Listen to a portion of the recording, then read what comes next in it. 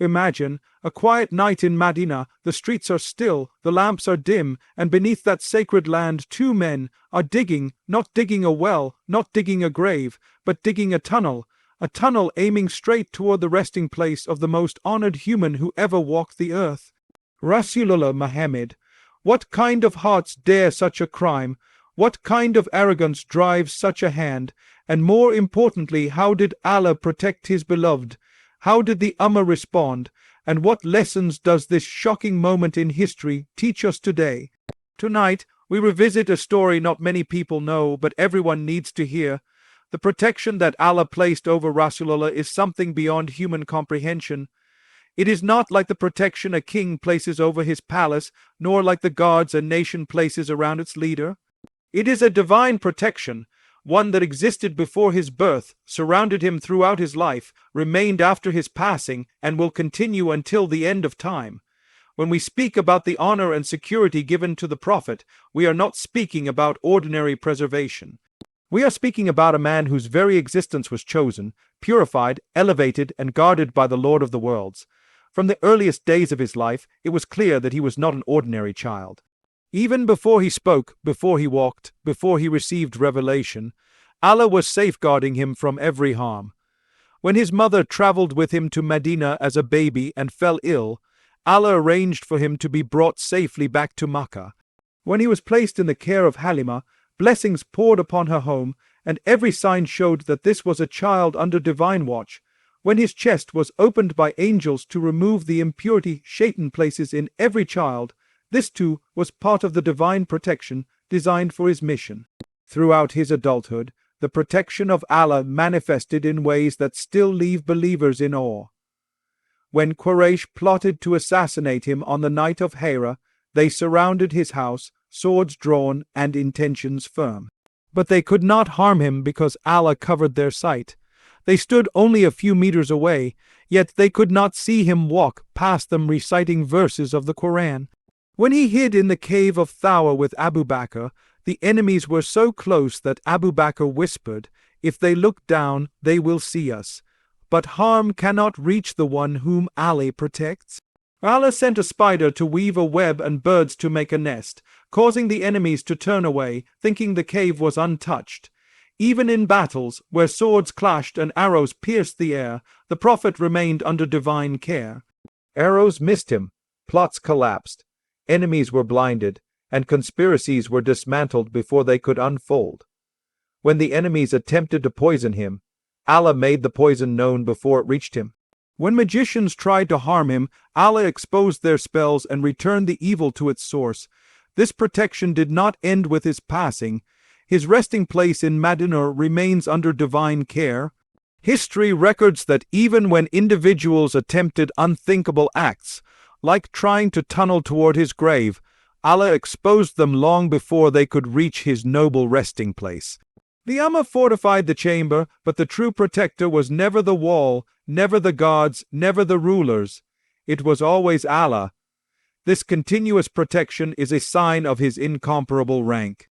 It is a reminder that Allah honors whom He wills, and the one Allah honors, no force on earth can dishonor. The life of Rasulullah teaches us that divine protection is real, powerful, and unstoppable, and no plot can ever overpower the decree of Allah. The incident of the 2 men attempting to dig a tunnel toward the resting place of Rasulullah is not merely a shocking historical moment. It is a testament to the remarkable vigilance of the Ummah. It proves that the love of the Muslims is not superficial, not symbolic, and not passive. Their love is alive, active, protective, and ready to rise the moment the honor of the Prophet is threatened. The strength of the Ummah's vigilance is seen not just in their reaction, but in the way their hearts immediately sensed danger, their minds quickly acted, and their unity stood firm like a fortress. Madinah, the city illuminated by the footsteps of Rasulullah, has always been a sanctuary of peace.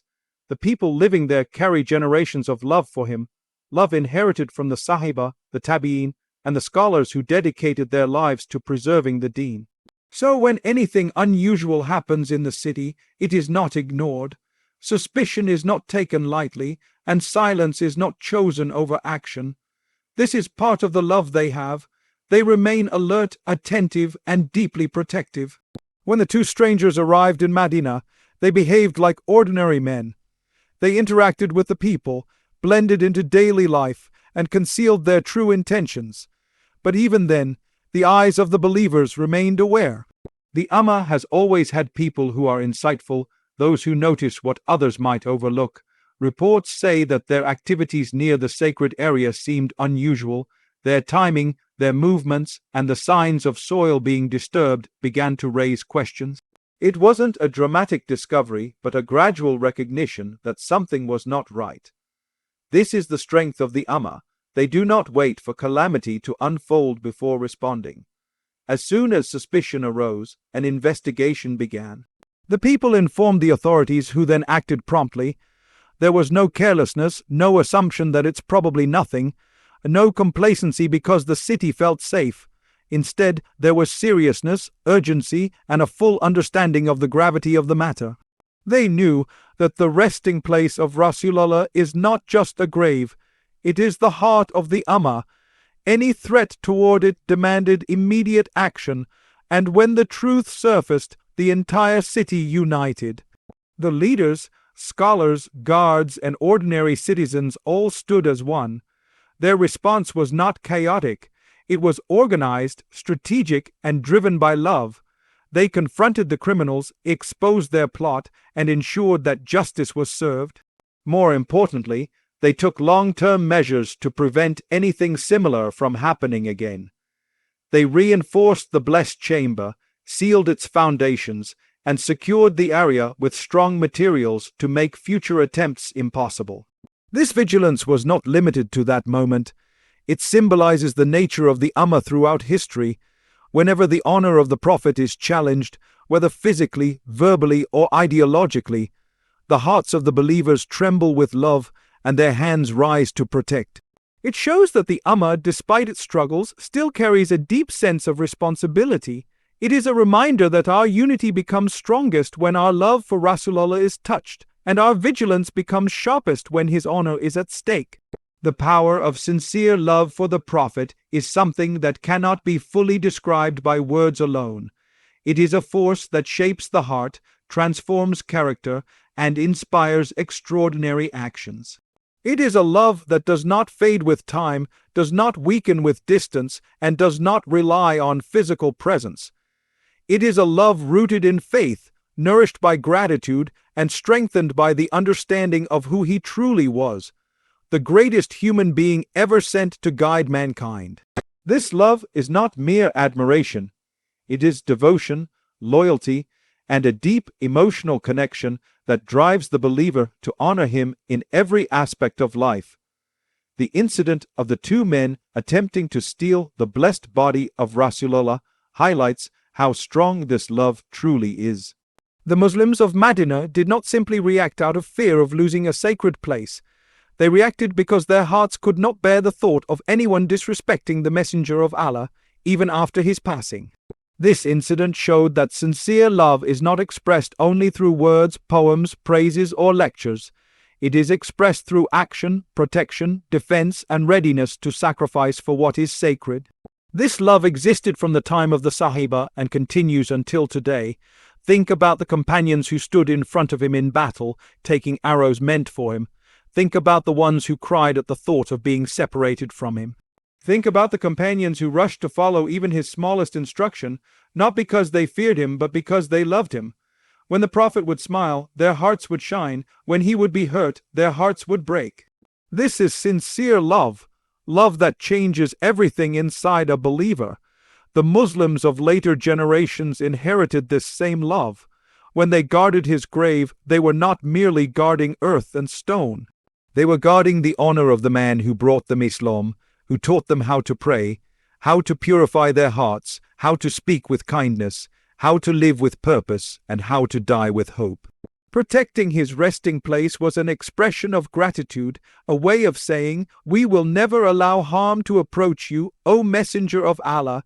Sincere love for the Prophet also manifests in how believers live their daily lives. A person who truly loves him will strive to follow his character, his gentleness, his truthfulness, his patience, his mercy, and his manner of turning to Allah. They do not claim love, they live it. They stand up for justice because he taught justice. They forgive because he forgave. They show compassion because he was the most compassionate. Their hearts soften when they hear his name, their eyes fill with tears when they remember his sacrifices, and their tongues naturally send blessings upon him. This love has the power to unite the Ummah in a way nothing else can. Cultures differ, languages vary, traditions are diverse, but one thing remains constant. Every Muslim, no matter where they come from, holds a deep love for Rasulullah. This shared love becomes a source of strength, honor, and unity. It reminds the Ummah that they belong to a prophet who was sent as a mercy to all worlds, and that honoring him is one of the greatest signs of true faith. When evil rises, no matter how quietly it moves, no matter how deep it hides, and no matter how carefully it disguises itself, Allah eventually unveils it. Human beings may be fooled by appearances, blinded by smiles, or deceived by words, but Allah is never unaware, never distracted, and never distant from what is happening in His creation. Every plot, every intention, every whisper, and every hidden movement is fully exposed before the one who knows what the hearts conceal.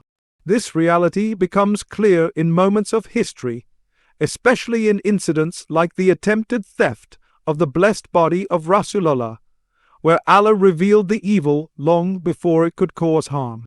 Evil rarely announces itself, it comes quietly, pretending to be harmless, it hides behind masks and false actions. The two men who came to Madinah did not walk in with open hostility, they came as ordinary visitors. They behaved politely, mingled with the people, and acted like they had come for worship.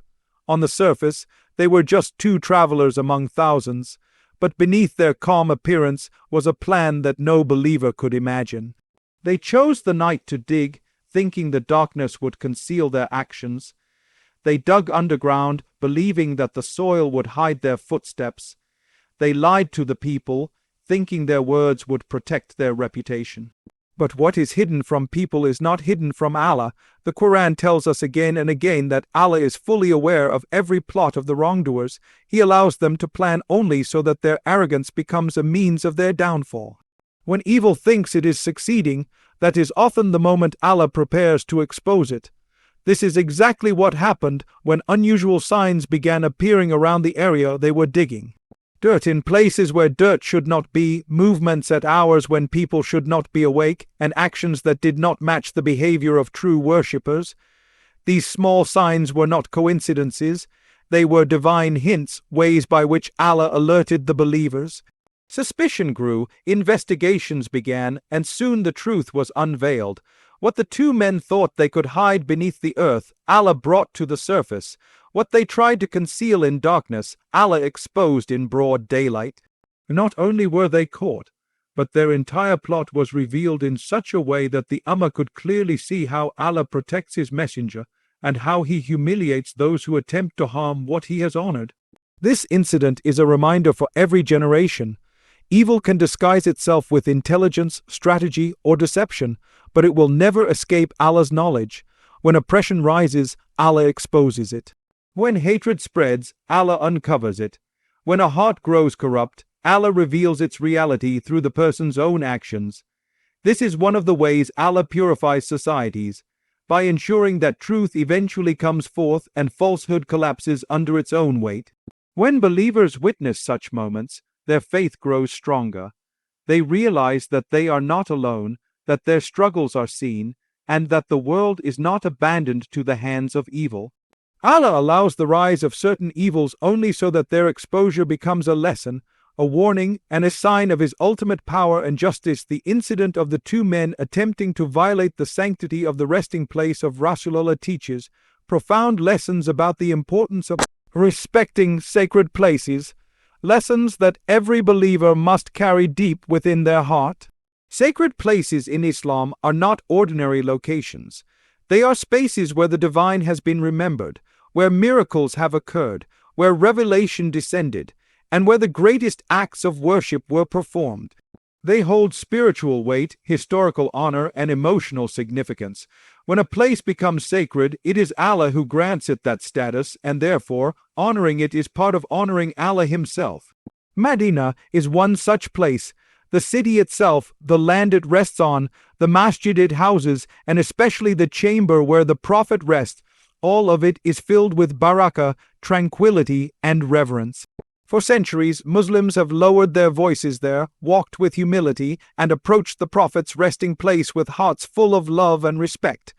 This atmosphere did not begin with one generation. It has been preserved through every age. The attempt by two men to violate this sanctity was not only a betrayal of the Ummah, but an act of disrespect to one of the holiest sites on earth. When the believers discovered the plot, their reaction reflected their understanding of what it means to protect sacredness. They responded not only with emotion, but with wisdom, seriousness, and immediate action. They understood that a sacred place is a trust, something handed down from the earliest generations, and it must be honored, safeguarded, and preserved from any form of disrespect, whether intentional or accidental. Their swift response demonstrated that guarding such places is a responsibility carried by the entire community. But the lesson goes deeper. Sacred places require sacred behavior. When someone enters a masjid, they enter with humility. When someone stands before the Kaaba, they do so with awe. When someone visits Masjid Nabawi, they soften their voice, purify their intention, and carry themselves with dignity. The reverence shown by the believers throughout history teaches us that respecting sacred places is not limited to physically protecting them. It includes emotional and spiritual respect. It includes the way we speak, the way we dress, the way we behave, and the way we treat others while in those places. The incident also teaches that disrespecting sacred places brings humiliation, not honor. Those who attempted to harm the sanctity of the Prophet's resting place were not only stopped, they were exposed and disgraced. Their plan collapsed, their identity was revealed, and their intention became known to the world. In this there is a universal lesson. Anyone who disrespects what Allah has honored will find themselves dishonored. This is a pattern in history and a promise that Allah has made clear in the Quran. Moreover, the reinforcement of the Prophet's chamber after the incident symbolizes the Ummah's dedication to long-term respect. They did not simply deal with the criminals, they strengthened the entire area so that such a thing could never happen again. This shows that honoring sacred places requires continuous effort, thoughtful planning, and protection that lasts beyond one generation. The story reminds us that sacred places are gifts from Allah, and they must be approached with hearts full of reverence, tongues filled with dhikr, and actions that reflect deep respect and understanding of their true value. Every attempt to attack Islam ends in failure, not because Muslims are perfect or because their numbers are overwhelming, but because the Deen itself is protected by Allah. From the moment revelation descended upon Rasulullah, forces rose against it, forces of arrogance, ignorance, hatred, and fear. Yet every one of those forces collapsed, and Islam continued to spread, illuminate hearts, and transform societies. This is not a coincidence nor merely a historical pattern, it is a divine promise. Allah has guaranteed that His light will never be extinguished, no matter how hard its enemies try, and that His message will remain until the end of time. History is filled with moments where individuals and groups attempted to attack Islam with strategies they believed were foolproof. They plotted in the dark, planned with confidence, and imagined that they could erase the message, silence the Prophet, or distort the truth. But every time, their plans were overturned in ways they never expected. The Quraysh tried boycotts, violence, torture, smear campaigns, and even assassination, but Islam only grew stronger. Empires stood against Islam with armies far larger and technologies far superior, yet they could not stop its spread. Scholars were imprisoned, Qurans were burned, masjids were attacked, but the Deen remained untouched in the hearts of believers. This pattern continued long after the time of the Sahaba. When false ideologies emerged to confuse people, Allah raised scholars who clarified the truth. when tyrants tried to silence the call to prayer, Allah inspired ordinary believers to stand with courage. When colonial powers attempted to erase Islamic identity, Allah preserved it in the hearts of mothers teaching their children at home. Throughout history, every attempt to weaken Islam has only made the Ummah more aware, more united, and more protective of their faith. The incident of the two men attempting to steal the blessed body of Rasulullah is another example of this reality.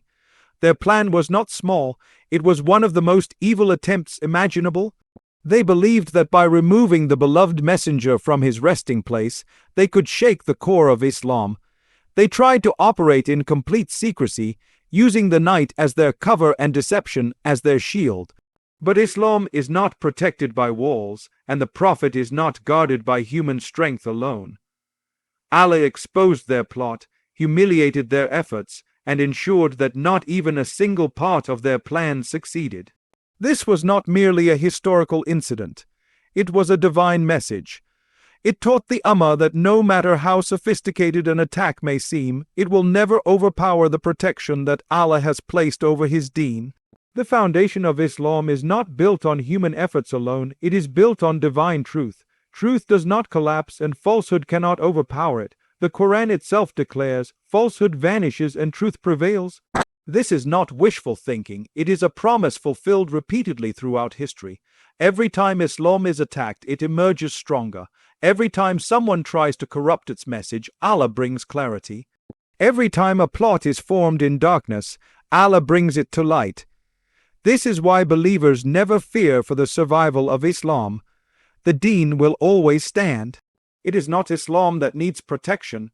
It is the hearts of believers that need to stay connected to the one who promised to preserve his religion until the end of time. As we reflect on this powerful and deeply moving story, we realize that the incident of the two men attempting to steal the blessed body of Rasulullah is far more than a historical event.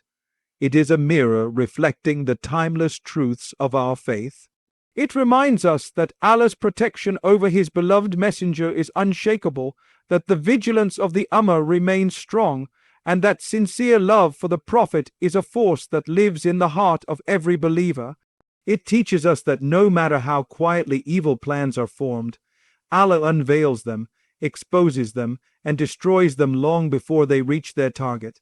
This story reinforces the sacredness of Madinah, the honor of the Prophet's resting place, and the responsibility of every believer to uphold the dignity of Islam. It shows us that those who try to attack what Allah has honored will always fail, for the light of Islam is not maintained by human strength alone. It is upheld by Allah Himself. He is the guardian of this faith, the protector of His messenger, and the one who ensures that truth prevails in every generation. But most importantly, this incident inspires us to revive our connection with Rasulullah, to love Him, follow Him, honor Him, and let His teachings shine through our actions. The same love that made the Ummah stand firm in Madinah must live in our hearts today, guiding us, purifying us, and reminding us of who we belong to. May this story deepen our reverence for sacred places, strengthen our awareness of Allah's protection, and ignite within us a sincere love for the Prophet. And may we be among those who honor him not only with our words, but with our character, our worship, and our daily lives. Ameen.